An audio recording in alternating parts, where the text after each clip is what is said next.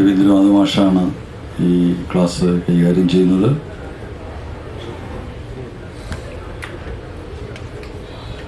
വിജ്ഞാന സമൂഹവ്യവസ്ഥയും ഗ്രന്ഥശാലകളും ക്ലാസ് എടുക്കുന്നതിന് വേണ്ടി പ്രിയപ്പെട്ട പ്രൊഫസർ സി രവീന്ദ്രനാഥിനെ ലൈബ്രറി കൗൺസിലിന് വേണ്ടി സ്വാഗതം ചെയ്യുകയാണ്. കൂട്ടത്തിൽ ഒരു കണ്ണട ഇവിടെ കിട്ടിയിട്ടുണ്ട്. ആരെങ്കിലും കാഴ്ചയില്ലാതിരിക്കുന്നുണ്ടെങ്കിൽ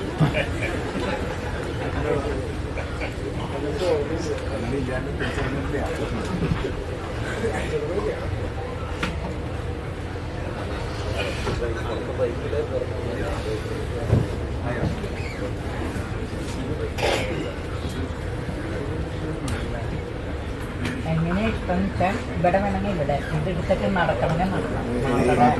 രീതി അതനുസരിച്ച്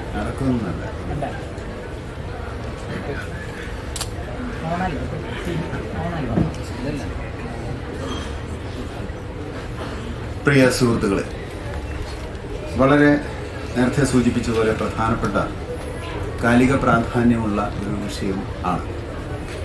ഇവിടെ ഗ്രന്ഥശാല രംഗത്ത് നടത്താൻ ഉദ്ദേശിക്കുന്ന ആധുനികവൽക്കരണം, ജ്ഞാനോൽപാദനം എന്ന ലക്ഷ്യം മുന്നിലുള്ള കേൾക്കാനില്ലേ?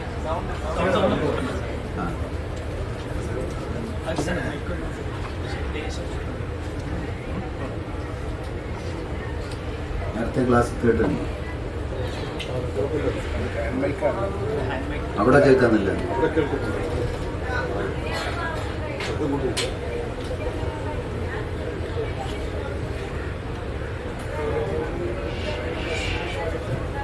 ഇപ്പൊ കേൾക്കാനുണ്ടോ അറ്റത്ത്? യെസ്. നമ്മുടെ ഈ ക്ലാസ് കാലിക പ്രാധാന്യമുള്ള ഒരു വിഷയമാണ് ചർച്ച ചെയ്യുന്നത്. ഒരു വലിയ വിഷയമാണ്. എനിക്ക് അനുവദിച്ചിട്ടുള്ള 1.25 മണിക്കൂറിനുള്ളിൽ നിന്നുകൊണ്ട് ചുരുക്കി പറയാനാണ് ഞാൻ ശ്രമിക്കുന്നത്. വായനശാലകൾ പലതരത്തിലും നിർവചിക്കപ്പെട്ടിട്ടുണ്ട് എന്താണ് എന്ന്. ഇവിടെ നമ്മൾ ഈ വിഷയം ചർച്ച ചെയ്യുമ്പോൾ വായനശാലയെ നിർവചിക്കാൻ പറ്റുന്നത് വായനശാലയാണ് ഏറ്റവും നല്ല സർവകലാശാല എന്നാണ്. തിരിച്ചു പറഞ്ഞാൽ വായനശാല അക്ഷരാർത്ഥത്തിൽ സർവകലാശാലയാണ്. സ്വാഭാവികമായിട്ടൊരു ചോദ്യം മനസ്സിലുണ്ടാവും, എന്താണ് സർവകലാശാല? വലിയ കെട്ടിടങ്ങളൊക്കെയുള്ള വലിയ വലിയ സംവിധാനങ്ങളൊക്കെയാണ് സർവകലാശാല എന്ന് കേൾക്കുമ്പോൾ നമ്മുടെ എല്ലാം മനസ്സിൽ വരിക. ഏത് സർവകലാശാലയുടെ കെട്ടിടമാണ് ഏറ്റവും വലുത്, ഏറ്റവും എന്താണ് ഭൂമിയുടെ ഏരിയ ഉള്ള പ്രദേശം ഏതാണ്, അതൊക്കെയാണ് പൊതുവിൽ താരതമ്യം ചെയ്യാറ്. എന്നാൽ വാസ്തവത്തിൽ സർവകലാശാല എന്ന് പറയുന്നത് നിർവചിക്കേണ്ടത് ഇങ്ങനെയാണ്. സർവകലാശാലയിൽ നടക്കുന്നത് ജ്ഞാനോൽപാദനമാണ്. അപ്പോൾ ജ്ഞാനോൽപാദനം നടക്കുന്ന ഒരു സംവിധാനം, ഒരു പ്രസ്ഥാനം എന്ന രീതിയിലാണ് സർവകലാശാലകളെ കാണേണ്ടത്. അപ്പോൾ ജ്ഞാനോൽപാദനത്തിൻ്റെ സർഗാത്മകത, ആ സർഗാത്മകതയ്ക്ക് ചിറക് വെപ്പിക്കുന്നതിനും തുടർ ജ്ഞാനോൽപാദനത്തിന് വേഗത ഉണ്ടാക്കുന്നതിനും അതിൻ്റെ സമഷ്ടിയിൽ എത്തിക്കുന്നതിനും പ്രവർത്തിക്കുന്ന ജനകീയ പ്രസ്ഥാനമാണ് സർവകലാശാല. ഒന്നുകൂടി പറയണോ? പറയണമെങ്കിൽ കൈവയ്ക്കാതെ എത്ര വേണമെങ്കിൽ പറയാം കേട്ടോ. മനസ്സിലാവുന്ന കാര്യം മനസ്സിലാക്കി പോകണമെന്ന് ആഗ്രഹിക്കുന്നുള്ളൂ. എല്ലാം ചിലപ്പോൾ തീരാൻ പറ്റിയെന്ന് വരില്ല. അപ്പം എന്താ സർവകലാശാല? ജ്ഞാനോൽപാദനം, അത് മനസ്സിൽ വെച്ചാൽ മതി. അപ്പോൾ ജ്ഞാനോൽപാദനത്തിൻ്റെ സർഗാത്മകത, സർഗശേഷിയാണ് ജ്ഞാനോൽപാദനത്തിൻ്റെ ഭൂമിക.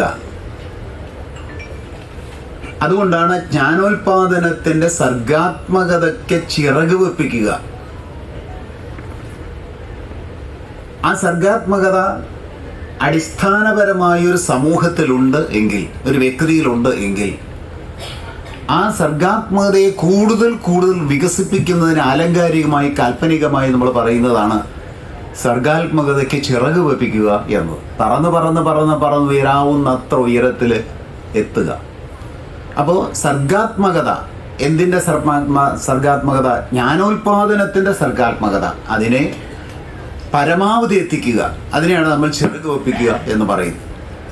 അങ്ങനെ ജ്ഞാനോൽപാദനത്തിൻ്റെ സാധ്യതയെ പരമാവധി വളർത്തിക്കൊണ്ട് തുടർന്ന് വരുന്ന ജ്ഞാനോൽപാദനം, അതിനുശേഷം വരുന്ന സമൂഹത്തിലെ ജ്ഞാനോൽപാദനം, തുടർ ജ്ഞാനോൽപാദനം, അത് പരിപൂർണമാക്കുക, അത് സമഗ്രമാക്കുക, അത് സമഷ്ടിയിലെത്തിക്കുക. അങ്ങനെ ചെയ്യാൻ കഴിയുന്ന ഏറ്റവും വലിയ അടുത്ത വാക്കാണ് ഏറ്റവും പ്രധാനപ്പെട്ടത്, ജനകീയ പ്രസ്ഥാനമാണ് സർവകലാശാല. ഒന്നുകൂടി പറയാം.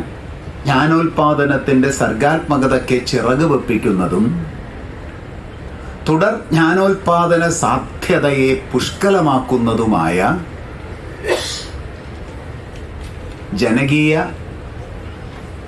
സ്ഥാപനമല്ല, എന്താ പറഞ്ഞ വാക്ക്? എന്താണ്? പ്രസ്ഥാനമാണ്. ജനകീയ പ്രസ്ഥാനമാണ് സർവകലാശാല.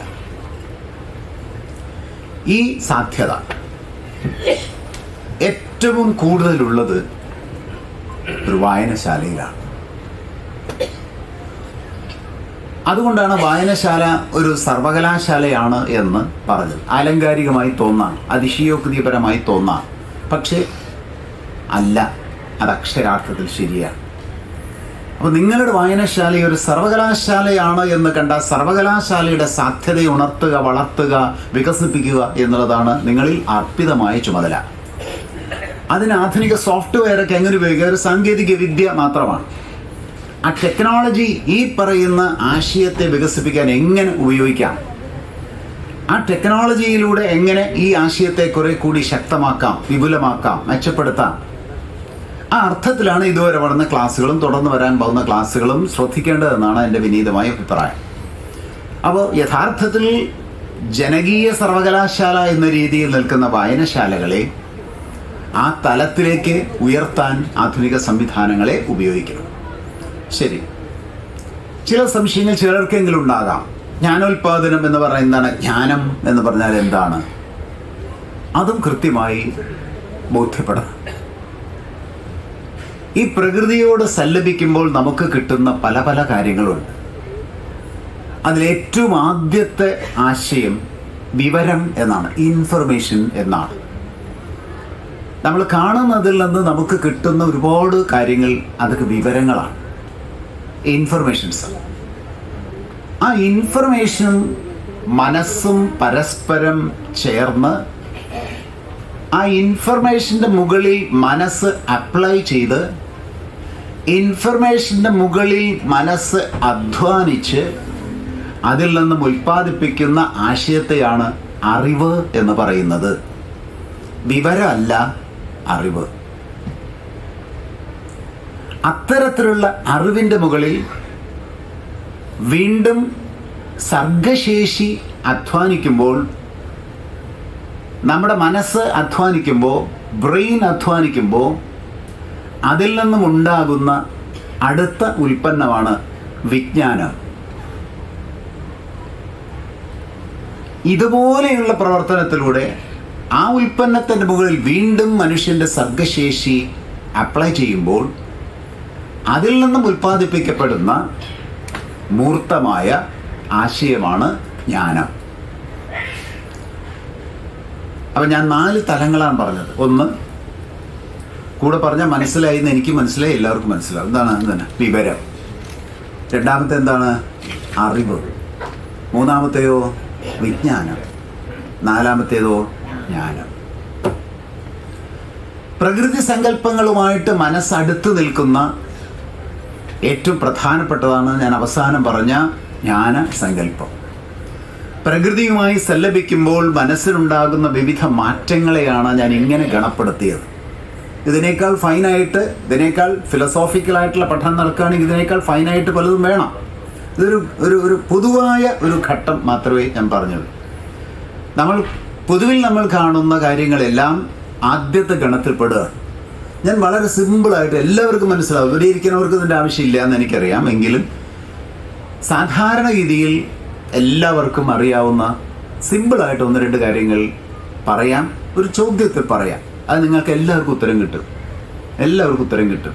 കാരണം അത് ആദ്യത്തെ ഗണത്തിൽപ്പെടുകയാണ്, വിവരം എന്നുള്ളത്. മുല്ലപ്പൂ കണ്ടിട്ടുണ്ടോ? മുല്ലപ്പൂവിൻ്റെ നിറം എന്താ? ഒന്ന് പറയൂ. ക്ലാസ്സിൽ നിങ്ങളൊക്കെ എന്നെയൊക്കെ വലിയ ആൾക്കാരാണ്, സമ്മതിച്ചു. ഇപ്പോൾ ഞാൻ മാഷാണ്. അത്രയേ ഉള്ളൂ.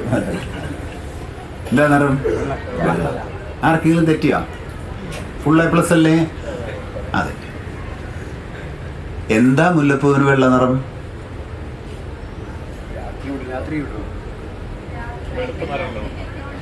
അതെ, എന്താ വെള്ള നിറം എന്ന് ചോദിച്ചാൽ വെളുത്ത നിറം മനസ്സിലായി. ഏതാ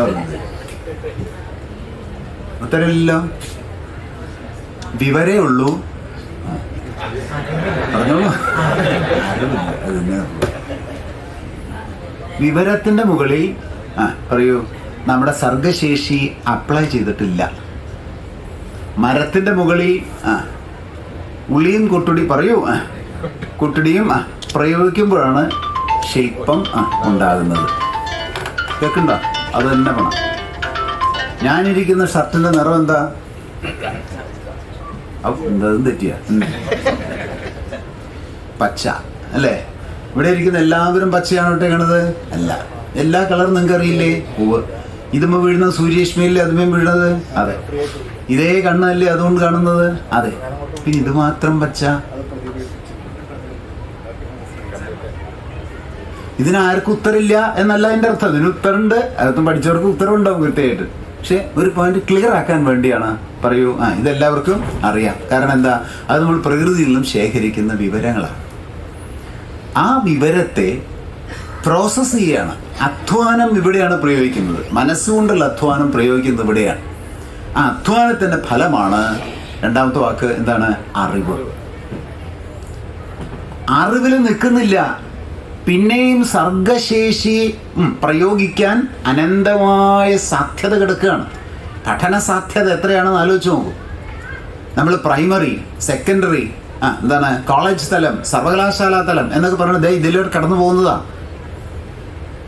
ലളിതമായ വിവരങ്ങളിൽ നിന്നും സങ്കീർണമായ വിവരങ്ങളിലെത്തി, സങ്കീർണതയിൽ നിന്നും സമഗ്രതയിലേക്കെത്തി, സമഗ്രതയിൽ നിന്നും സൂക്ഷ്മതയിലേക്കെത്തി നിൽക്കുമ്പോഴാണ് ജ്ഞാനോൽപാദനം ഉണ്ടാകുന്നത്. സൂക്ഷ്മതയിലേക്കെത്തി നിൽക്കുന്നതാണ്. ലളിതമായതിൽ നിന്നും സൂക്ഷ്മതയിലേക്കുള്ള പഠനമാണ് ഉന്നത വിദ്യാഭ്യാസം എന്ന് പറയുന്നത്. ഉന്നത വിദ്യാഭ്യാസം എന്ന് പറയുന്നത് ഡിഗ്രിയാണ്, PG ആണ്, മാർക്ക് കിട്ടിയിട്ടുണ്ട്, ഫസ്റ്റ് ക്ലാസ് കിട്ടിയിട്ടുണ്ട്, 70% മാർക്കുണ്ട്. അതൊക്കെ സാങ്കേതികമായ ഉന്നത വിദ്യാഭ്യാസം മാത്രമാണ്. പക്ഷെ എത്ര കണ്ട് നിങ്ങൾ ജ്ഞാനോൽപാദനത്തിലേക്ക് കടന്നു വന്നിട്ടുണ്ട് എന്ന് കൃത്യമായി മെഷർ ചെയ്യപ്പെടുമ്പോഴാണ് ഉന്നത വിദ്യാഭ്യാസം നേടിയ വ്യക്തിയാണോ അല്ലയോ എന്ന് പറയാൻ കഴിയുക. അതിനാണ് ഞാൻ വളരെ ലളിതമായ കുറച്ച് ചോദ്യങ്ങൾ ചോദിച്ചത്. PGക്കുള്ളൊരു ധാരാളം ഇവിടെ ഉണ്ടാവും. ഓരോ ചോദ്യങ്ങളിൽ നിന്നാണ് നമ്മൾ ജ്ഞാനോൽപാദനത്തിലേക്ക് എത്തിയിട്ടുണ്ടോ എന്ന് സ്വയം വിലയിരുത്താൻ കഴിയുക. ആ ഉന്നത വിദ്യാഭ്യാസം എന്ന് പറയുന്നത് സർവകലാശാല വിദ്യാഭ്യാസത്തിലേക്ക് എത്തുമ്പോൾ അവിടെ ജ്ഞാനോൽപാദനത്തിന്റെ സാധ്യത ഉണരുകയാണ്. അവിടെ നമ്മുടെ സർഗശേഷി നമ്മുടെ വിവരത്തിലും അറിവിലും വിജ്ഞാനത്തിലും ശക്തമായിട്ട് പ്രവർത്തിക്കുമ്പോൾ, അധ്വാനിക്കുമ്പോൾ, ഇടപെടുമ്പോൾ അതിൻ്റെ റിസൾട്ടായിട്ട് ഒരാശയം ഉണ്ടാകും. ഡയലക്ടിക്സ് ഒക്കെ അതിലുണ്ട്, ഞാൻ അതിലേക്കൊന്നും പോകുന്നില്ല. അങ്ങനെ ഉണ്ടാകുന്നതിനെയാണ് നമ്മൾ ജ്ഞാനം എന്ന് പറയുന്നത്. അപ്പോൾ മുല്ലപ്പൂവിൻ്റെ നിറം എന്താ എന്ന് ചോദിച്ചു. എല്ലാവർക്കും കിട്ടി. എന്താ മുല്ലപ്പൂവിന് വെള്ള നിറം? ആർക്കും കിട്ടിയില്ല. അവിടെ എവിടെ വരെ എത്തിയിട്ടുള്ളൂ ഇതിപ്പോ പറഞ്ഞു. വിവരത്തിന്റെ അവിടെ എത്തി. ഇനി അറിവ്, ആ നിറം, വിജ്ഞാനം, അത് പിന്നെ ജ്ഞാനം ആയിട്ട് എത്തണം. അങ്ങനെ എത്തുമ്പോഴേക്കും നിറം എന്ന് പറയുന്നത് നമ്മൾ ഈ കാണുന്നതൊന്നും അല്ല എന്നും അത് പ്രപഞ്ചത്തിൻ്റെ ഒരു പ്രത്യേക ഊർജത്തിൻ്റെ ഭാവമാണ് എന്നും തിരിച്ചറിയുന്നൊരു ഘട്ടത്തിലെത്തുമ്പോഴാണ് എത്തുമ്പോഴാണ് നിറത്തിൻ്റെ ജ്ഞാനം ഉണ്ടാകുന്നത്. അത്തരത്തിൽ ജ്ഞാനം ഉണ്ടാക്കാനുള്ള പൊട്ടൻഷ്യൽ ഇവിടെ ഇരിക്കുന്നവർക്ക് മാത്രമല്ല, പറയൂ, ഈ സമൂഹത്തിലെ എല്ലാവർക്കും ഉണ്ട്. ഒരു സംശയം വേണ്ട. ഒരാവാസ വ്യവസ്ഥയിലെ ബഹുഭൂരിപക്ഷം മറ്റെന്തെങ്കിലും സാങ്കേതികമായിട്ടുള്ള പ്രശ്നങ്ങളുണ്ട്, അസുഖം, അതൊക്കെ വിട്ടിട്ട് നമ്മൾ സമ്പൂർണ്ണ സാക്ഷരത പറയുന്ന സമൂഹത്തിലെ മുഴുവൻ മനുഷ്യരുടെയും ജ്ഞാനശേഷി, ജ്ഞാനോൽപാദന ശേഷി, ജ്ഞാനനിർമ്മാണ ശേഷി, ജ്ഞാനരൂപനിർമ്മാണ ശേഷി, അതൊക്കെ കുറേ വാക്കുകളാണ്. വേറെ ഒരു ശില്പത്തിൻ്റെ ഫിലോസോഫിക്കലായിട്ടുള്ള തലത്തിലേക്ക് ഒരു ശില്പിക്ക് എങ്ങനെ എത്താൻ പറ്റും എന്നുള്ളത് ജ്ഞാനരൂപനിർമ്മാണത്തിൻ്റെ ഉയർന്ന തലമാണ്. അപ്പം അങ്ങനെ മനുഷ്യൻ്റെ മനസ്സിനെ ട്യൂൺ ചെയ്ത് മനുഷ്യൻ്റെ മനസ്സിനെ ഈ വിവരത്തിൻ്റെ മുകളിലും വിജ്ഞാനത്തിൻ്റെ മുകളിലും പ്രവർത്തിക്കുവാൻ ശേഷിയുണ്ടാക്കിക്കൊണ്ട് ആ പ്രവർത്തിക്കേണ്ടത് ആ വ്യക്തി തന്നെയാണ്. ആ വ്യക്തിയുടെ സർഗശേഷിയെ ഇങ്ങനെ മാറ്റിയെടുക്കുന്ന പ്രക്രിയ നടക്കുന്നത് എവിടെയാണോ അതിനെയാണ് പറയൂ, മറന്നു, എന്താണ് സർവകലാശാല എന്ന് പറയും. വലിയ കെട്ടിടമാണെന്നുണ്ടോ? ഇല്ല. കെട്ടിടമുണ്ടായോണ്ട് കുഴപ്പമുണ്ടോ? അതുമില്ല. ഇനിയിപ്പോൾ അതാണ് അപകടം എന്ന് പറഞ്ഞൊന്നും പറയരുത്. അതല്ല. അപ്പം എന്താണ് അവിടെ നടക്കേണ്ടത്? എന്ത് രീതിയാണ് അവിടെ പഠി? ഇതെല്ലാം പൂർണ്ണമായിട്ട് മാറിക്കൊണ്ട് കമേഴ്സ്യലൈസ് ചെയ്യപ്പെട്ടപ്പോൾ ഇതെല്ലാം ഡിഗ്രി നേടുന്നതും ജോലി കിട്ടുന്നതുമായിട്ടുള്ള സംവിധാനം അല്ലെങ്കിൽ ആൾക്കാർ വ്യക്തികളെ ഉൽപ്പാദിപ്പിക്കുന്നതാണ് എന്നെല്ലാം തെറ്റിദ്ധരിക്കപ്പെട്ടിരിക്കുകയാണ്. അപ്പം അതുകൊണ്ട് ഞാൻ പറഞ്ഞത് ഒറ്റ ആശയുള്ളൂ, എന്താണ് സർവകലാശാല എന്ന്. ജ്ഞാനോൽപാദനത്തിൻ്റെ സാധ്യതയെ പരമാവധി വികസിപ്പിക്കുന്ന, ചക്രവാളം വരെ ഉയർത്തുന്ന സംവിധാനം ഒരു സമൂഹത്തിൻ്റെ മൊത്തം പോരാ. അടുത്ത വാക്ക് പറഞ്ഞു, തുടർ ജ്ഞാനോൽപാദനം. അതായത് ഒരു സമൂഹത്തെ ജ്ഞാനോൽപാദനത്തിന് പ്രാപ്തമാക്കിയാൽ പോരാ, തുടർ സമൂഹങ്ങളെയും ജ്ഞാനോൽപാദനത്തിന് പ്രാപ്തരാക്കുന്ന രീതിയിൽ ഇടപെടുന്ന ജനകീയ പ്രസ്ഥാനമാണ് സർവകലാശാല. അവർ സർവകലാശാല ഒരു സമൂഹത്തിൽ എന്താ ചെയ്യണത് എന്ന് ഏകദേശം മനസ്സിലായിട്ടുണ്ടാവും. അത്തരത്തിലൊരു വലിയ സർവകലാശാല, ഇങ്ങനെ ജ്ഞാനോൽപാദനത്തിൻ്റെ സാധ്യതയുള്ള സർവകലാശാല നമ്മൾ മനസ്സിൽ കണ്ടാൽ അത് എവിടം വരെ ചെറുതായി വരാം എന്ന് മനസ്സിൽ അങ്ങനെ ഭാവന ചെയ്താൽ അത് ഞാൻ പറഞ്ഞത് എത്തി നിൽക്കുക എവിടെയാണ്? വായനശാലയിലാണ്. എന്താ പറഞ്ഞത്? അതുകൊണ്ട് വായനശാല ഈ സർഗോൽപാദനത്തിൻ്റെ, ജ്ഞാനോൽപാദനത്തിൻ്റെ എല്ലാ തലങ്ങളിലും എത്താൻ പറ്റുമെന്നൊന്നും ഞാൻ പറയുന്നില്ല. പക്ഷേ അതിൻ്റെ പരിമിതിക്കുള്ളിൽ നിന്നുകൊണ്ട് ഈ ജ്ഞാനോൽപാദനത്തിന് വേണ്ടി ആ വായനശാലയുടെ ചുറ്റുമുള്ള സമൂഹത്തിനെ പ്രാപ്തമാക്കുക എന്നുള്ളതാണ് വായനശാല കൊണ്ട് യഥാർത്ഥത്തിൽ ഉദ്ദേശിച്ചിട്ടുള്ളത്. വായനശാലയ്ക്കകത്ത് വളരെ പണ്ട് വായനശാലയിൽ ഈ പുസ്തകങ്ങളെല്ലാം ഉണ്ടായിരുന്നത്. അന്ന് ചിലപ്പോൾ പുസ്തകങ്ങൾ ഉണ്ടാവുന്നതിന് മുമ്പ് തന്നെ കാര്യങ്ങളെല്ലാം രേഖപ്പെടുത്തിയ എന്താണ് എഴുത്തോല ചിലപ്പോൾ ശേഖരിക്കപ്പെട്ടിട്ടുണ്ടാവും. അതും എന്ത് തന്നെയാണ്? വായനശാല തന്നെയാണ്. പകരം വന്നത് എന്താണ്? പുസ്തകങ്ങളാണ്. അത് ശേഖരിക്കപ്പെട്ടു, അതും വായനശാല തന്നെയാണ്. അത് മാറുന്നു. ഇപ്പം നിങ്ങൾ എന്താ ചെയ്യാൻ പോകുന്നത്? അത് മറന്ന ഇപ്പം എന്താ ഒരു പറഞ്ഞത്? ഡിജിറ്റലാക്കാൻ പോകുന്നു. ഇത്ര വലിയ സംവിധാനമൊന്നും വേണ്ട. ഒരു ചെറിയ ബോർഡ് ഉണ്ടായാൽ മതി. നാനോ ടെക്നോളജി എന്ന് പറയുന്ന, ജനറ്റിക് എഞ്ചിനീയറിംഗ് എന്ന് പറയുന്ന, അല്ലെങ്കിൽ ഇൻഫർമേഷൻ ടെക്നോളജി എന്ന് പറയുന്ന വലിയ സംവിധാനങ്ങൾ അപ്ലൈ ചെയ്തുകൊണ്ട് പുസ്തകത്തെ പറയൂ വേറൊരു രൂപത്തിൽ മാറ്റി അവിടെ വന്നു. എന്തായിക്കൊള്ളണമെന്നില്ല, അത് ഉണ്ടല്ല.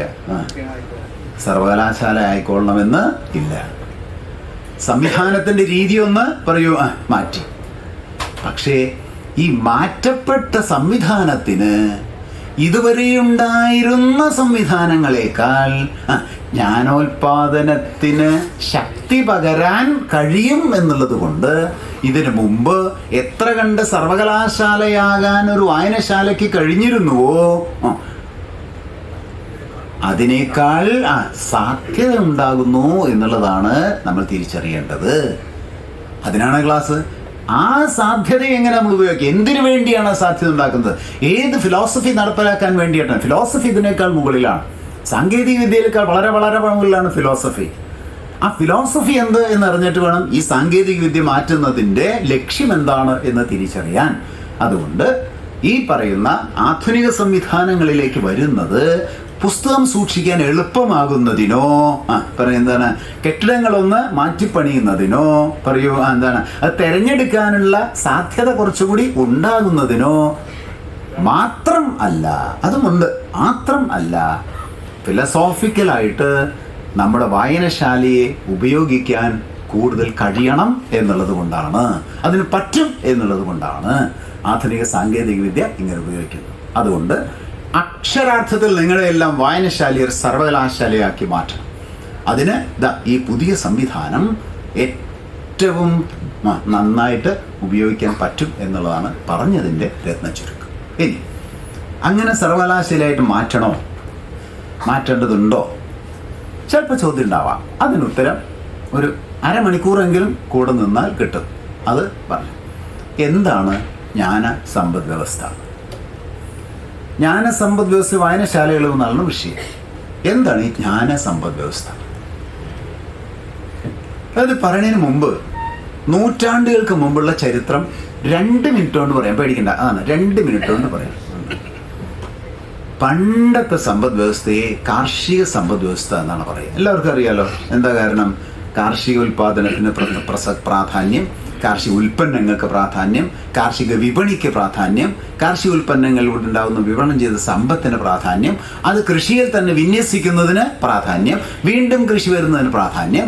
അങ്ങനെ കാർഷിക വ്യവസ്ഥയെ ആസ്പദമാക്കിയ ഒരു സമ്പദ് വ്യവസ്ഥ നൂറ്റാണ്ടുകൾക്ക് മുമ്പുണ്ടായിരുന്നു. അതിൻ്റെ പേരാണ് കാർഷിക സമ്പദ് വ്യവസ്ഥ. ഇപ്പുണ്ടോ? അത് ഉണ്ട്. ഇപ്പം ഇതിന് പ്രാധാന്യമുണ്ടോ? ഇല്ല. അതാണ് അത് മാറുകയാണ്. ആ സമ്പദ് വ്യവസ്ഥയ്ക്ക് പ്രാധാന്യം പോയി, പുതിയൊരു സമ്പദ് വ്യവസ്ഥയ്ക്ക് പ്രാധാന്യം വന്നു വ്യവസായ വിപ്ലവത്തിന് ശേഷം. അതിനെ നമ്മൾ വ്യാവസായിക സമ്പദ് വ്യവസ്ഥ എന്ന് പറയും. കേൾക്കണേ, വ്യാവസായിക സമ്പദ് വ്യവസ്ഥ എന്ന് പറയും. അവിടെ കൃഷിയേക്കാൾ പ്രാധാന്യം വ്യവസായത്തിന്. അത് വേറൊരു തരത്തിലുള്ള വിപ്ലവം നടക്കുന്നതിൻ്റെ ഭാഗമായിട്ടാണ്. ഞാൻ അങ്ങോട്ടൊന്നും പോകുന്നില്ല, സമയമില്ലാത്തതുകൊണ്ട്. ഇങ്ങനെ വന്നപ്പോൾ വ്യാവസായിക ഉൽപ്പന്നത്തിന് പ്രാധാന്യം, വ്യാവസായിക കമ്പോളത്തിന് പ്രാധാന്യം, വ്യാവസായിക വസ്തുക്കളുടെ വിപണനത്തിലൂടെ സമ്പത്തിൻ്റെ വിനിമയത്തിനും വേറൊരു തരത്തിലുള്ള പ്രാധാന്യം. അങ്ങനെ വ്യവസായങ്ങൾ വളരുവാനുള്ള പ്രാധാന്യത്തിന് ശക്തി കൂടിയപ്പോൾ കാർഷിക സമ്പദ് വ്യവസ്ഥയുടെ പ്രഥമ സ്ഥാനം നഷ്ടപ്പെട്ട് എന്തായിട്ട് മാറിയത്? വ്യാവസായിക സമ്പദ് വ്യവസ്ഥയായിട്ട് മാറി. ഇത് ചരിത്രമാണ്. Very simple. അവിടെ നിന്നോ? ഇല്ല. അത് പുതിയ ഒരു സമ്പദ് വ്യവസ്ഥയിലേക്ക് പരിണമിച്ചു. അതാണ് ഇന്ന് നമ്മൾ ജീവിക്കുന്ന സമ്പദ് വ്യവസ്ഥ. അതിനെ നമ്മൾ വിവര സാങ്കേതിക വിദ്യാധിഷ്ഠിത സമ്പദ് വ്യവസ്ഥ എന്ന് പറയും. IT ബേസ്ഡ് ആയിട്ടുള്ള സിസ്റ്റം. വിവര സാങ്കേതിക വിദ്യാധിഷ്ഠിത സമ്പദ് വ്യവസ്ഥ. അതായത് സാങ്കേതിക വിദ്യയ്ക്ക് പ്രാധാന്യം വരിക. സാങ്കേതിക വിദ്യയാണ് ഏറ്റവും കൂടുതൽ ഉൽപാദനത്തിന് ഉപയോഗിക്കുന്ന ഉപകരണം. സാങ്കേതിക വിദ്യയാണ് ഏറ്റവും കൂടുതൽ ചൂഷണം ചെയ്യാൻ ഉപയോഗിക്കുന്ന ഉപകരണം. അങ്ങനെ സാങ്കേതിക വിദ്യയ്ക്ക് പ്രാധാന്യം വന്ന ഒരു വ്യവസ്ഥ വളർന്നു വന്നു. അതാണ് മൂന്നാമത്തെ സമ്പദ് വ്യവസ്ഥ. അതാണ് IT ബേസ്ഡ് സിസ്റ്റം എന്ന് പറയുന്നത്. വിവര സാങ്കേതിക വിദ്യാധിഷ്ഠിത സമ്പദ് വ്യവസ്ഥ. എത്രണ്ണായി? 3. ഈ സമ്പദ് വ്യവസ്ഥയിൽ സ്വല്പം വേൾഡ് പൊളിറ്റിക്സ് കൂടി ചേർക്കണം മനസ്സിലാവാൻ എന്നുള്ളത് കൊണ്ട് മാത്രം പറയുകയാണ്. എതിരഭിപ്രായമുള്ളവരൊക്കെ ഉണ്ടാവാം, എങ്കിലും അത് ഒരു അഭിപ്രായമായിട്ട് കേൾക്കുക. ഈ പറയുന്ന വിവര സാങ്കേതിക വിദ്യാധിഷ്ഠിത സമ്പദ് വ്യവസ്ഥ നിലവിൽ വരുന്ന കാലത്ത് ലോകത്ത് ഒരു സമ്പദ് വ്യവസ്ഥ ഉണ്ടായിരുന്നു. ഇക്കോണമി വേറൊന്നുണ്ടായിരുന്നു. അതിൻ്റെ പേരാണ് ന്യൂ ലിബറൽ പോളിസി എന്ന്. അതായത് നവ ലിബറൽ സാമ്പത്തിക വ്യവസ്ഥ. അപ്പം നവലിബറൽ സമ്പദ് വ്യവസ്ഥ ആണ് വാസ്തവത്തിൽ IT ബേസ്ഡ് ആയിട്ടുള്ള സമ്പദ് വ്യവസ്ഥയെ പരസ്പരം ചേർത്ത് മുന്നോട്ട് കൊണ്ടുപോയത്. അങ്ങനെ ന്യൂ ലിബറൽ പോളിസി 70കളുടെ മധ്യത്തിൽ വന്നു. അതിനെക്കുറിച്ചൊന്നും വിശദീകരിക്കുന്നില്ല. അവസാനം 2015, 16, 17 കാലത്തെത്തിയപ്പോഴേക്കും ന്യൂ ലിബറൽ പോളിസി തകർന്നു. New liberal policy പൊളിഞ്ഞുപോയി.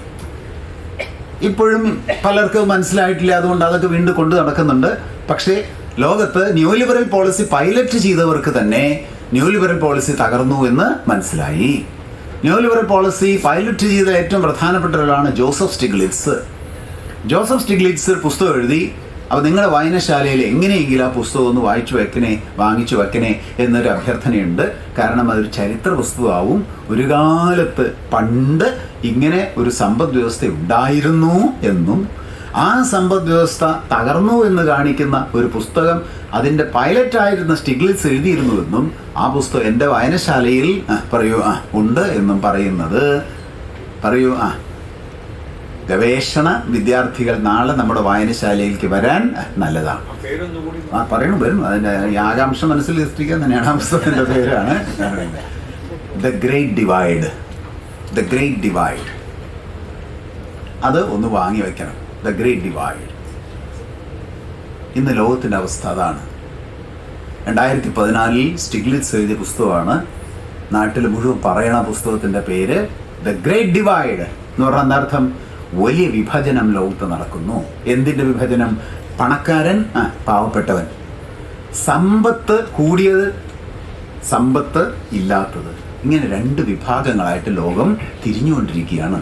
ആ പുസ്തകം നോവല് പോലെ വായിക്കാവുന്ന പുസ്തകമാണ്. വെക്കില്ല കയ്യിൽ, വലിയ പുസ്തകമാണ്. ഇതെന്താ കാരണം? പറയൂ, എന്താ കാരണം? ഇപ്പം ഞാൻ പറയുന്നത് ആ പുസ്തകത്തിൽ നിന്ന് പറയുന്നതാണ്. ഈ ന്യൂ ലിബറൽ പോളിസിയാണ് പണക്കാരനെ പണം ഉണ്ടാക്കി കൊടുത്തതും പാവപ്പെട്ടവനെ പാവപ്പെട്ടവനാക്കിയത്. പുസ്തകത്തിൻ്റെ പേരാണ് ഗ്രേറ്റ് ഡിവൈഡ്. അദ്ദേഹം തന്നെ 2007 പുസ്തകം എഴുതിയിട്ടുണ്ട് ഫോൾ ഓഫ് പ്രൈസ്. 2002 പുസ്തകം എഴുതിയിട്ടുണ്ട് ഗ്ലോബലൈസേഷൻ ആൻഡ് ഇറ്റ്സ് ഡിസ്കണ്ടൻസ്, ആഗോളവൽക്കരണം അതിൻ്റെ നിരാശകളും. 2002 തന്നെ പുസ്തകം എഴുതിയിട്ടുണ്ട്. ഇതെല്ലാം കഴിഞ്ഞ് ഈ പുസ്തകങ്ങളൊക്കെ എഴുതി ഇത് പൊളിഞ്ഞിരിക്കുകയാണ്. അങ്ങനെ ആഗോളതലത്തിൽ വലിയ അസമത്വം വന്ന് സമ്പദ് വ്യവസ്ഥ തകർന്നുകൊണ്ടിരിക്കുമ്പോൾ ഇനി മുതലാളിത്ത സമ്പദ് വ്യവസ്ഥയ്ക്ക് മുന്നോട്ട് പോകാൻ പറ്റില്ല എന്ന് പറഞ്ഞപ്പോൾ തോമസ് പിക്കറ്റി എന്ന് പറയുന്ന ഒരു സാമ്പത്തിക ശാസ്ത്രജ്ഞൻ, അദ്ദേഹം ഇടതുപക്ഷ സാമ്പത്തിക ശാസ്ത്രജ്ഞനോ വലതുപക്ഷ സാമ്പത്തിക ശാസ്ത്രജ്ഞനോ വ്യക്തമായിട്ടല്ല, വളരെ ക്രിട്ടിക്കലായിട്ട് സമ്പദ് വ്യവസ്ഥയെ കാണുന്ന എങ്കിലും ഒരു വലതുപക്ഷ ചായവുള്ള ഒരു സാമ്പത്തിക ശാസ്ത്രജ്ഞനാണ് തോമസ് പിക്കറ്റി. ഇതൊക്കെ നിങ്ങളിത് കഴിഞ്ഞാൽ, ഈ ക്ലാസ് കഴിഞ്ഞ് ഊണ് കഴിച്ചു കഴിഞ്ഞാൽ ഒന്ന് ഗൂഗിൾ ചെയ്ത് നോക്കിക്കോളൂ കേട്ടോ. ഇയാൾ വളരെ പറഞ്ഞതാണോ, ഇതൊക്കെ ഇതിലുള്ളതാണോ എന്നൊക്കെ നോക്കിക്കോളൂ, കാണാം.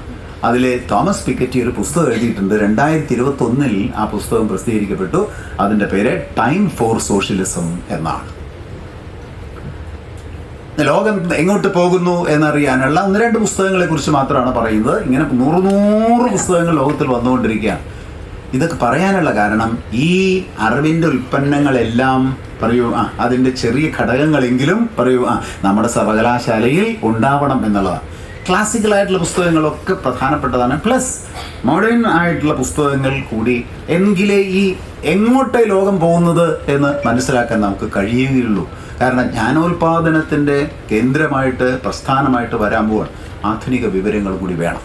യെസ്, അപ്പോൾ ഏകദേശം മനസ്സിലായി എന്താണ് സമ്പദ് വ്യവസ്ഥ തകർച്ചയിലാണ്.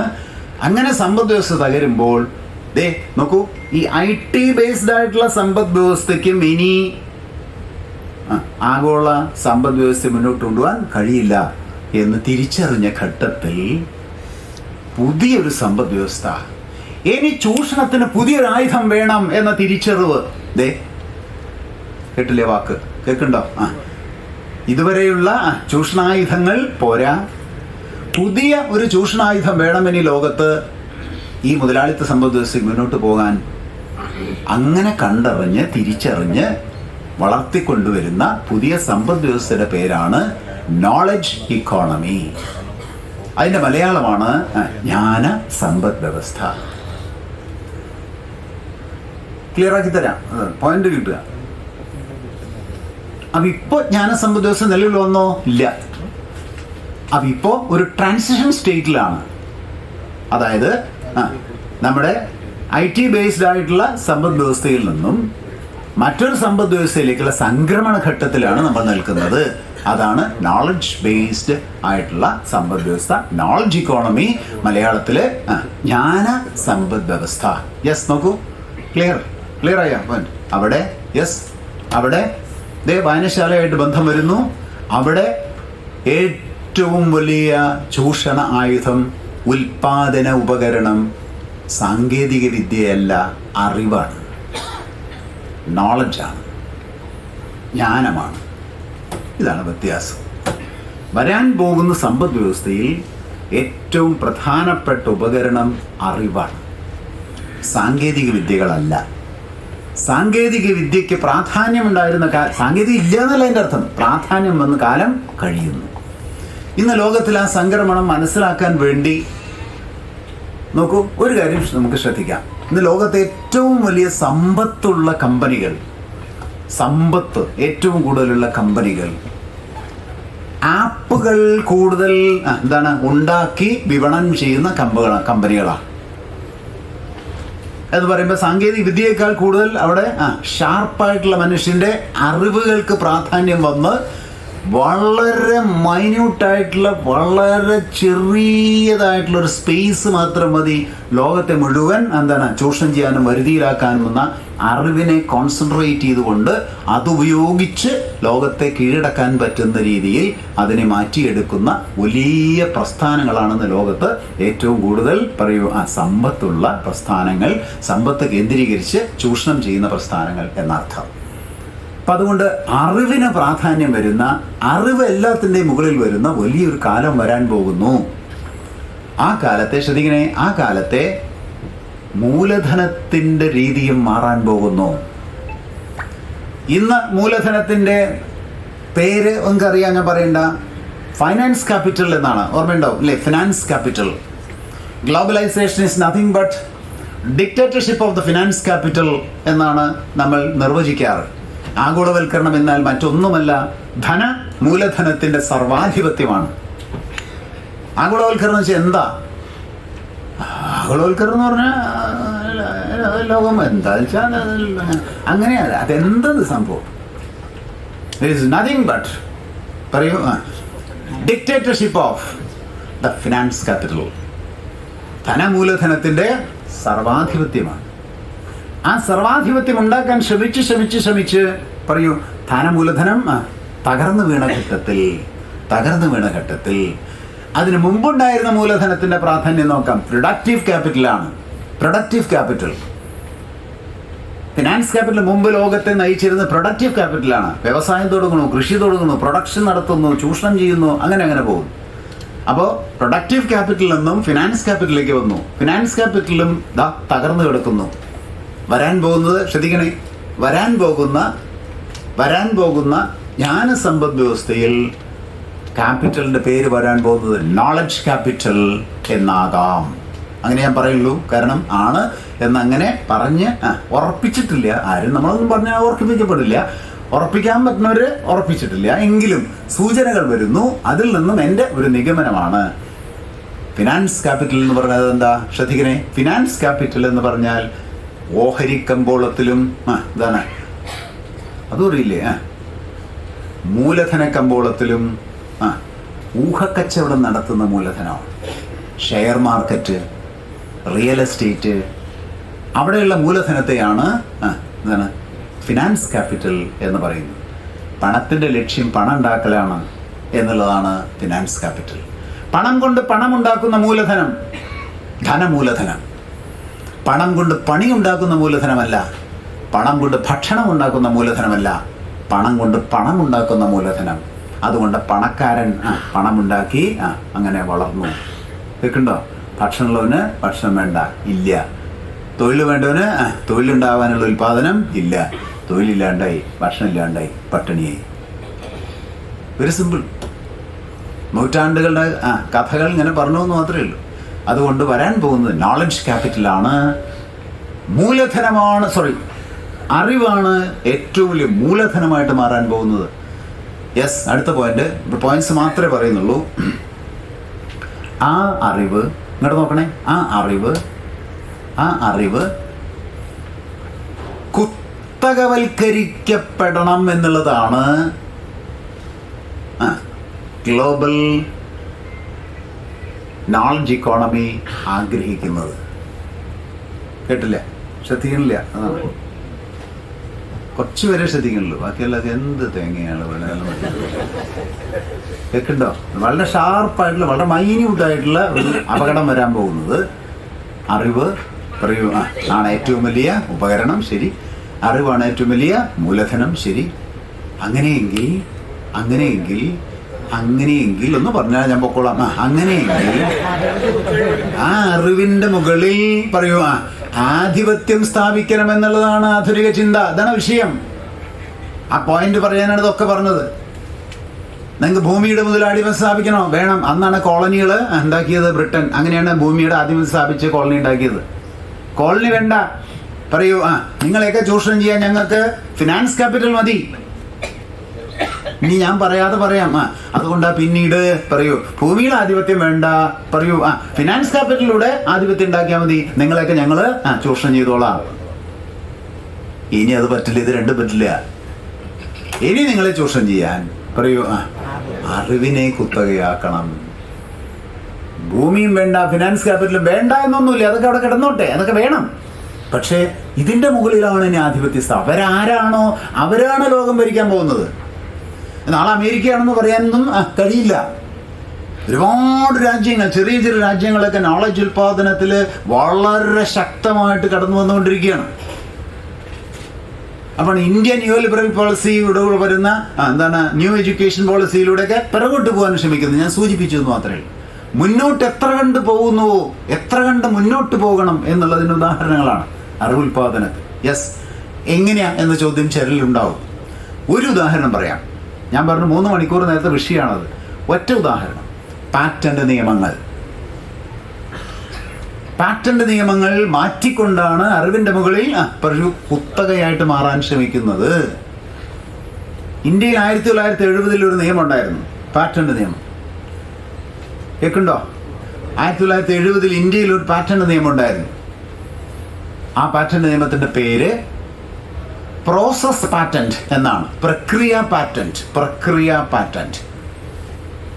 പക്ഷേ ലോകത്തെ എല്ലാ വികസിത രാഷ്ട്രങ്ങളിലും ഉണ്ടായിരുന്ന ഇപ്പോഴുമുള്ള പാറ്റന്റ് നിയമം പ്രൊഡക്റ്റ് പാറ്റന്റ് ആണ്, ഉൽപ്പന്ന പാറ്റന്റ് ആണ്.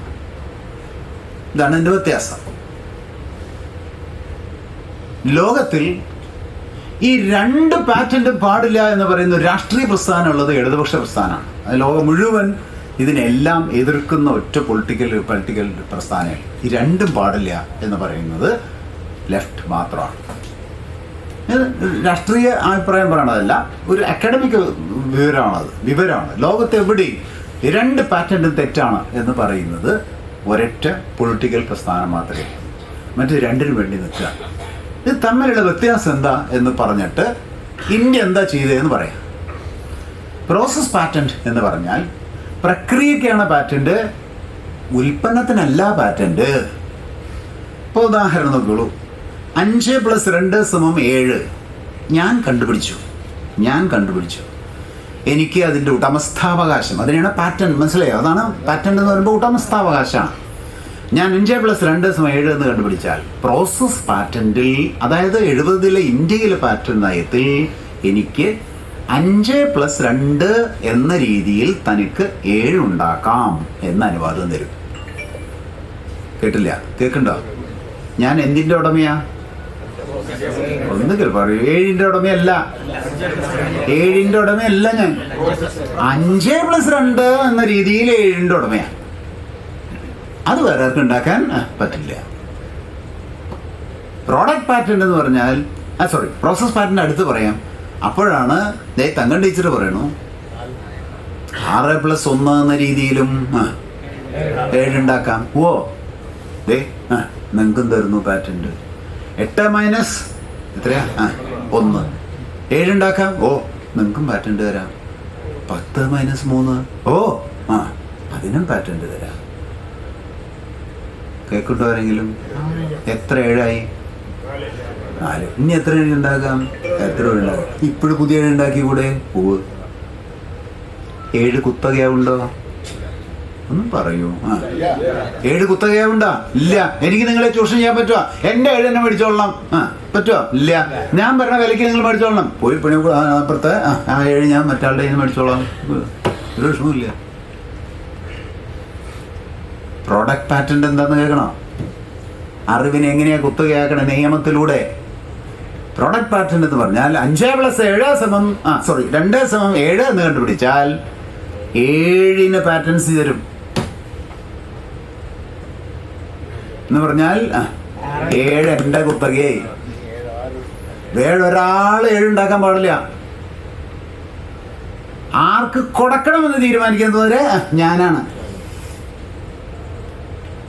അപ്പോഴാണ് മധുസഖാവ് വരുന്നു, പക്ഷേ ഒരു 7 തരണം. ഇപ്പം പറ്റില്ല കേട്ടോ. വലിയ സൗഹൃദമൊക്കെ ഉണ്ട്, അതൊക്കെ ഉണ്ട്. 7 തരാൻ പറ്റില്ല, എനിക്ക് 7 അത്യാവശ്യമുണ്ട്. പറ്റില്ല എന്ന് പറഞ്ഞില്ലേ തരാൻ? കേൾക്കണ്ട, ഞാൻ പോലീസിൽ കേസ് കൊടുക്കും. 7 കേസ് കൊടുത്തു. 7 കൊടുക്കണോ കൊടുക്കണ്ടേ തീരുമാനിക്കുന്നവരെ ഞാനാ, വിലയിടുന്നതും ഞാനാ. ദേ അറിവ് കുത്തകയാവുകയാണ്.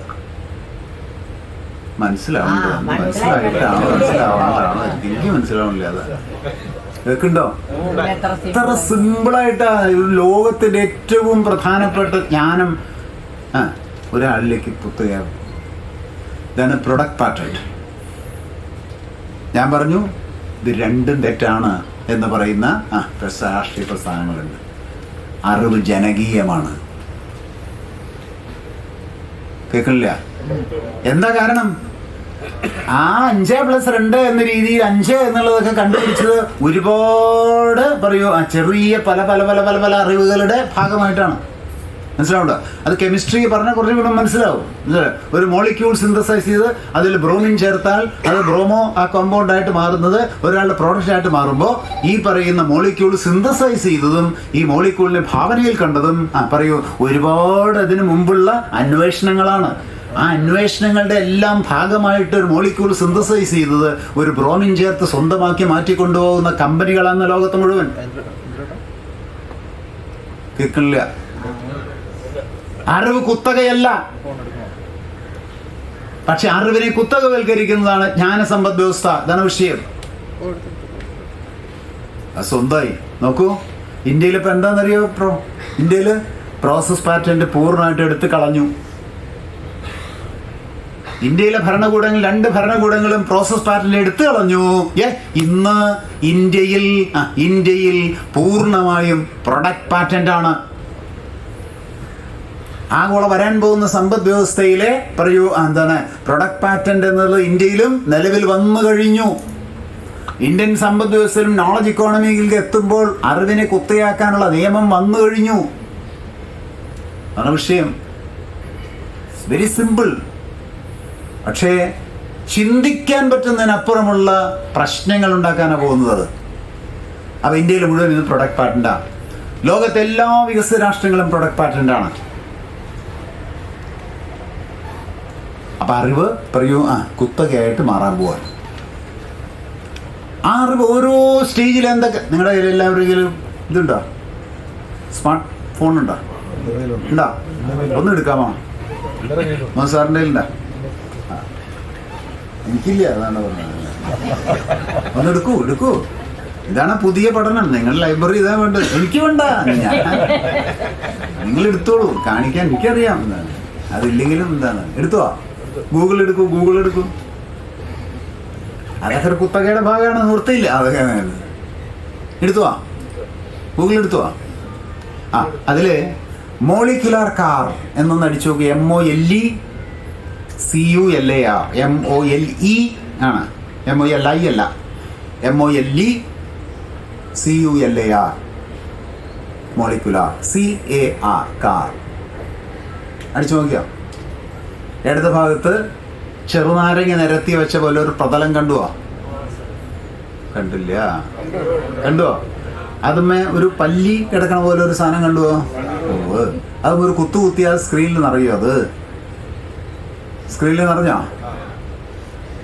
ടീച്ചർ കിട്ടിയാ? ഇല്ല. മോളിക്കുലാർ ഗൂഗിൾ എടുക്കൂ. ഇങ്ങോട്ട്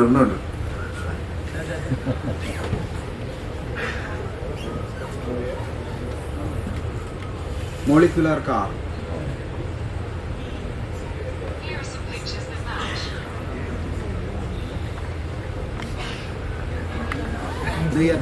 ഇടത് ഭാഗത്ത് ഒരു പടം കണ്ട? ഇടത് ഭാഗത്ത് അതെ. നോക്കൂ, ചെറുനാരങ്ങ കണ്ടോ? കിട്ടിയില്ല എല്ലാവർക്കും? അതൊരു കാറാണ്. വരാൻ സുഖല്ലേ? വരാൻ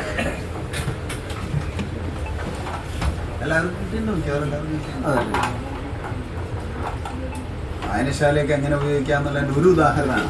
ഇങ്ങനെ 1000 എണ്ണം പറഞ്ഞു കാണിച്ചു തരാം.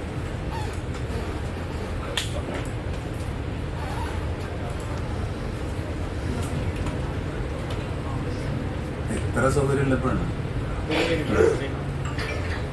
MOLE molecular.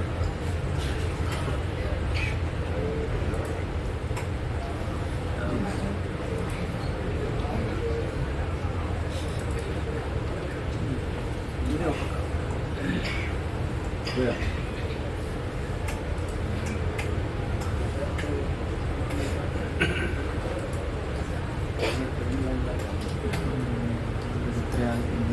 വരല്ലേ അല്ലേ കിട്ടിയില്ലേ എല്ലാവർക്കും കിട്ടിയില്ലേ എല്ലാവരും ഇരിക്കുന്നവർ കണ്ടാലും മതി സ്ക്രീനിലേക്ക് കിട്ടണില്ല ആ വന്നില്ല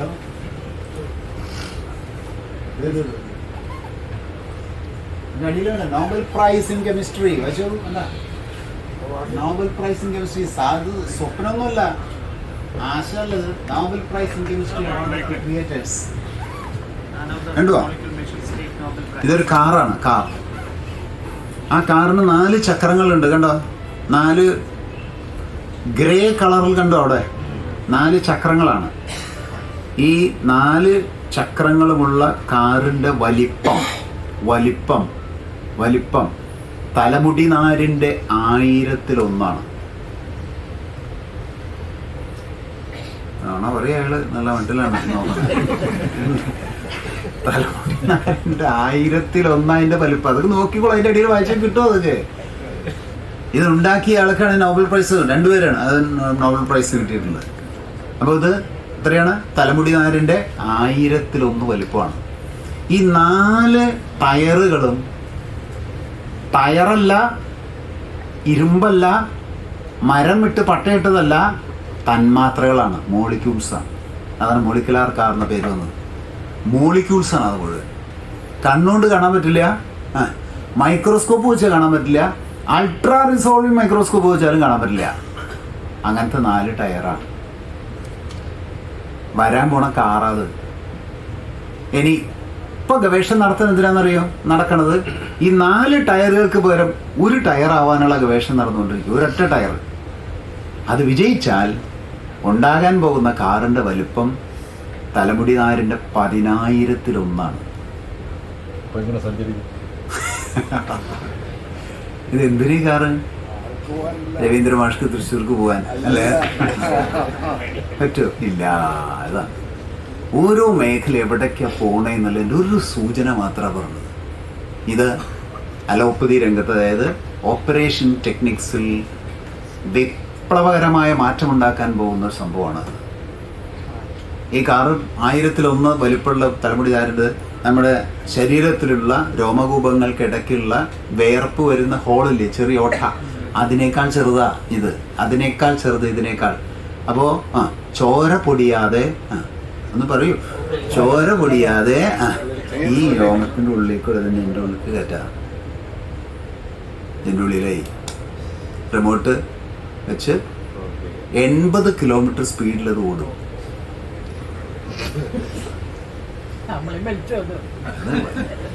ഇത് നോബൽ ഞാൻ ഒരു സ്വപ്നം കണ്ട എന്താ നോളജ് ഇക്കോണമിയിൽ സംഭവം വരാൻ പോകണ്ടേന്ന് അറിയണ്ടേ ഇതെങ്ങനെ പോയത് എന്തിനാണെന്നറിയാം അങ്ങനെ ഓടും അതിൽ സെൻസറുകളുണ്ട് ഏത് സെൻസർ വയ്ക്കണം എന്നുള്ളത് ആ ഡോക്ടറോ അല്ലെങ്കിൽ ഇത് ആരാണോ തീരുമാനിക്കും ആ സെൻസർ വെച്ചാൽ ഇപ്പോൾ നമ്മുടെ ശരീരത്തിൽ ക്യാൻസറിന് ഒരു ഒരു ഒരു ഒരു ഒരു ഒരു സെല്ലുണ്ട് എന്ന് വിചാരിക്കുക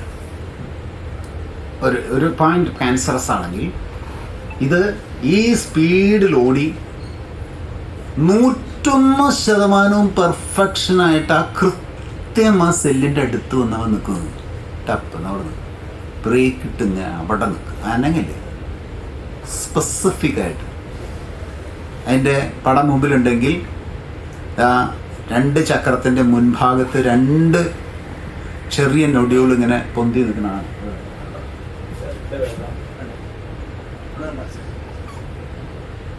അത് JCB പോലെ അങ്ങ് പൊങ്ങും JCB പോലെ നിങ്ങൾ വന്നിട്ട് ആ സെല്ലിനെ കാണണ്ടോ സെല്ലിനെ മാന്തി ഇങ്ങോട്ടെടുക്കും എടുത്തു കഴിയുമ്പോൾ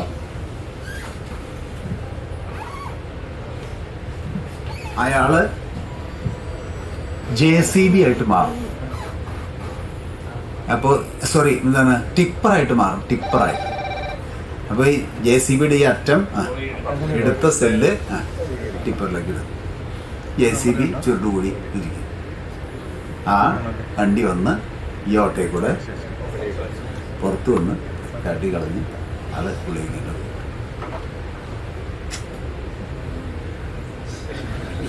അതിൻ്റെ മോളിക്യൂൾസ് നാളെ കാണാം. കെമിസ്ട്രി ആയിട്ട് കൂടെ ടീം നോക്കി കാണാ.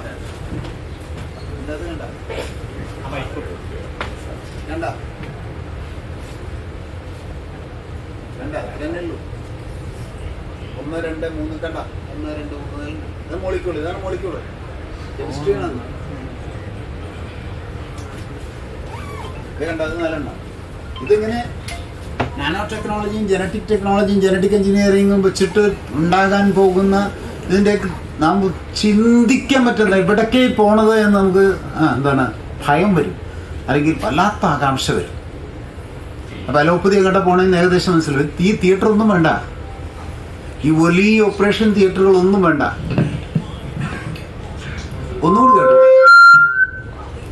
ഒന്നുകൂടി കേൾക്കുക. ഇതിൽ ആർട്ടിഫിഷ്യൽ ഇൻ്റലിജൻസ് ഇല്ല. കേൾക്കണ്ടോ? ഇപ്പൊ ആർട്ടിഫിഷ്യൽ ഇൻ്റലിജൻസ് ഇല്ല അതിനകത്ത്. ഇപ്പൊ പുതിയൊരു ഗവേഷണം നടക്കുന്നത് ഈ നാനോ ടെക്നോളജിയും ബയോടെക്നോളജിയും ചേർന്ന് നടത്തുന്ന ഗവേഷണത്തിൽ ആർട്ടിഫിഷ്യൽ ഇൻ്റലിജൻസ് കൂടി ചേരാൻ പോവാ. എന്തൊക്കെയാ ഉണ്ടാവാൻ പോണേന്ന് എന്താണ് തിരിച്ചറിയാൻ പറ്റുന്നില്ല. നല്ലതല്ലേ? അതെ, വെൽ ആൻഡ് ഗുഡ്. ഈ അറിവ് നല്ലതല്ലേ? അതെ. പ്രശ്നം എവിടെയാ? അത് പറഞ്ഞാൽ എപ്പോൾ പൊക്കോളാം. പ്രശ്നം എവിടെയാ? ഇത് ജനങ്ങളുടെ അല്ല. പറയൂ, ഇതൊക്കെ കണ്ടെത്തിയ നാനോ ടെക്നോളജി കണ്ടുപിടിച്ച ആളുടെ അല്ല. എന്താണ് ജനറ്റിക് എഞ്ചിനീയറിംഗ് ഇതൊക്കെ എന്താണ് DNA കട്ട് ചെയ്യാമെന്നും അത് പേസ്റ്റ് ചെയ്യാമെന്നും ഇതൊക്കെ പറഞ്ഞ ആൾക്കാരുടെ ഒന്നും സ്വന്തമല്ല. പറയൂ, ഇത് ഒരു കമ്പനിയുടെ സ്വന്തമായിട്ട് മാറാൻ പോവുക. അതാണ് അപകടം. അപ്പോൾ ലോകത്ത് അറിവുൽപാദനത്തിൻ്റെ അനന്ത സാധ്യത വരുമ്പോൾ ആ അറിവുൽപാദനത്തെ ഉപയോഗിച്ച് സമ്പദ് വ്യവസ്ഥയെ നിയന്ത്രിക്കാനുള്ള ടെക്നിക്സ് വളർത്തിക്കൊണ്ടുവരികയാണ്. അവിടെ അവർ കോടീശ്വരന്മാരായിട്ട് മാറിപ്പോവും. ബാക്കിയുള്ളവരിൽ നിന്ന് അപ്രസക്തമായ ജീവിതമായിട്ട് മാറാനും പോവുകയാണ്. ഇതേപോലെ ഒരുപാടുണ്ട്. ആർട്ടിഫിഷ്യൽ എഞ്ചിനീയറിംഗ് മറ്റേ ഇൻ്റലിജൻസ് വെച്ചിട്ട് ഒരു ചെറിയത് എൻ്റെ മൊബൈലിൽ അത്രയും വന്ന ഒരു കൊച്ചു മൊബൈലിൽ അത്രയും വന്ന കമ്പ്യൂട്ടർ ക്യാമറ എന്ന് പറയുന്ന സാധനം കാണാം. അതൊക്കെ അവസാനമുള്ള പിന്നെ നോക്കിയാൽ കമ്പ്യൂട്ടറായി ക്യാമറ അല്ല, കമ്പ്യൂട്ടറായി. അത് വെച്ച് നോക്കിക്കഴിഞ്ഞാൽ ഇപ്പോൾ ഒരു ഡോക്ടർ ഓപ്പറേറ്റ് ചെയ്തു, ബ്രെയിനിൽ ഓപ്പറേഷൻ അല്ലെങ്കിൽ എവിടെയെങ്കിലും സർജറി ഇവിടെ എന്തെങ്കിലും സെല്ലിന് കേടുണ്ടെങ്കിൽ ഓപ്പറേറ്റ് ചെയ്ത് ഡോക്ടർ നോക്കും. ആ ഡോക്ടർ സെല്ലിലെ ഡീഫോർമേഷൻ, ശ്രദ്ധിക്കണേ, സെല്ലിലെ ഡീഫോർമേഷൻസ് എന്തൊക്കെയാണെന്ന് ഡോക്ടർ നോക്കും. ഡോക്ടറുടെ ഓർമ്മയിൽ ഡോക്ടർ കണ്ടിട്ടുള്ളതും ഡോക്ടർ പഠിച്ചിട്ടുള്ളതുമായിട്ടുള്ള ഇതാണ് ആ ഓർമ്മ വെച്ചുകൊണ്ട് ഈ സെല്ലിനെ നോക്കും. അപ്പോൾ മനസ്സിലാവും അത് ഇതാണ്. ഒന്ന് പറയൂ, മനസ്സിലാവുണ്ടോ? അത് ഇതാണ്. എങ്ങനെയാ ഓർക്കണത്? അത് ആ ഡോക്ടർ മനസ്സിലാക്കിയിട്ടുള്ള ഡീഫോർമേഷൻസ് വെച്ചിട്ടേ ഡോക്ടർക്ക് നോക്കാൻ പറ്റുള്ളൂ, ഡോക്ടർക്ക് അത് വെച്ച് അനലൈസ് ചെയ്യാൻ പറ്റുള്ളൂ, ചികിത്സിക്കാൻ പറ്റുള്ളൂ. ചിലത് ഒന്നും ചെയ്യാൻ പറ്റില്ല, അതൊന്നും ആവില്ല. വളരെ ഫൈനായിട്ടുള്ള അതിൻ്റെ മാറ്റങ്ങൾ ഉണ്ടാവാം. അതൊക്കെ പോവാണ്. ഈ കമ്പ്യൂട്ടറായി എന്ന് പറഞ്ഞാൽ എത്ര പറഞ്ഞാലും ഓപ്പറേറ്റ് ചെയ്തതിന് വെച്ചിട്ട് സെല്ലിൻ്റെ അടുത്ത് ഈ കമ്പ്യൂട്ടറായി ഇങ്ങനെ വെച്ച് വെറുതെ ഇങ്ങനെ വെച്ച് കൊടുത്താൽ ആ സെല്ലിൻ്റെ ഡിഫക്റ്റ് എന്താണെന്ന് പൂർണ്ണമായിട്ടും ഇതിൻ്റെ ഇപ്പുറത്തെ സ്ക്രീനിലും വരും. എങ്ങനെയാണെന്ന് അറിയണോ?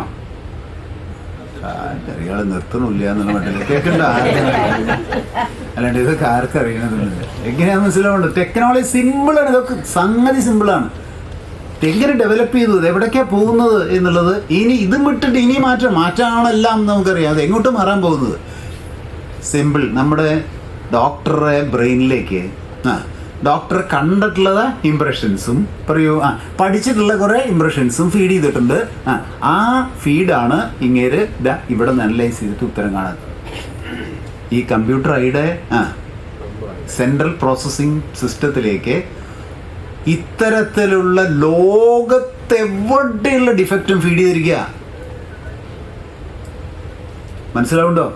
ലോകത്തെവിടെ ഇതുവരെയുള്ള ഡിഫക്റ്റും അതിനകത്തേക്ക് ഫീൽഡ് ചെയ്തിരിക്കുക. ഡോക്ടർ ഒരു 100 എണ്ണത്തിൻ്റെ സ്പാനിലാണ് അത് ഏതാന്ന് നോക്കുന്നതെങ്കിൽ കമ്പ്യൂട്ടറായി ഒരു 1000 എണ്ണത്തിൻ്റെ സ്പാനിലാണ് ഇതിനെ നോക്കണത്. കേൾക്കണ്ട? ഇനി മനസ്സിലായില്ല. ഞാൻ വരാൻ പോകുന്നു കാരണം സംഭവം ഇങ്ങനെ എത്ര ടെക്നോളജി പോകുന്നത്, കെമിസ്ട്രി അതുള്ളതിൽ ഇതിലെല്ലാം ബേസ് കെമിസ്ട്രിയാണ്.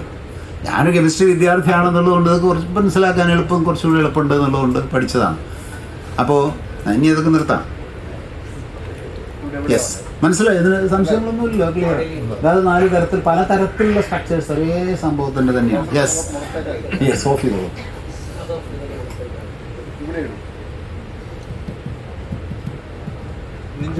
ഫോമിലില്ല.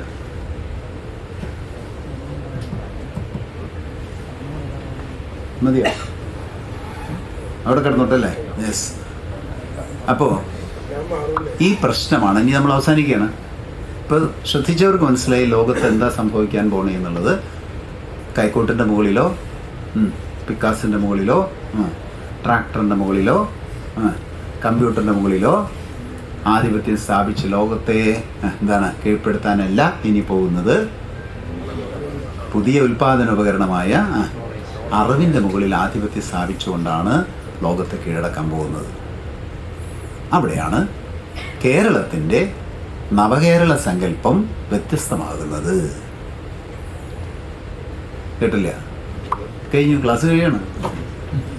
അവിടെയാണ് കേരളത്തിൻ്റെ നവകേരള സങ്കല്പം വ്യത്യസ്തമാകുന്നത്. ഞാൻ നേരത്തെ ഒരു സൂചന പറഞ്ഞു, നമ്മളിതിന് അനുകൂലം അല്ല. അറിവിനെ കുത്തകയാക്കുന്നതിൽ അനുകൂലം ഒപ്പമല്ല, നമ്മളതിനെതിരാ. അതുകൊണ്ട് കേരളത്തിൻ്റെ സർവകലാശാലകൾ കേരളത്തിൽ ഉൽപ്പാദിപ്പിക്കപ്പെടുന്ന അറിവ് കുത്തകവൽക്കരിക്കപ്പെടാതെ, ഒരു സംശയം അപ്പം മനസ്സിലുടനെ വരുന്നുണ്ടാവും. ഇന്ത്യയിലെ ഭാഗമല്ലേ കേരളം? ഇന്ത്യയുടെ പാറ്റന്റ് നിയമം പ്രൊഡക്റ്റ് പാറ്റന്റ് അല്ലേ? അതുകൊണ്ട് കേരളത്തിനും ബാധകമല്ലേ? നിങ്ങൾക്ക് മാറ്റാൻ പറ്റുമോ? ഇല്ല. അതാദ്യം പറഞ്ഞേക്കുക, അല്ലെങ്കിൽ സംശയം വരണത് അതൊന്നും ചെയ്യാൻ പറ്റില്ല നമുക്ക്.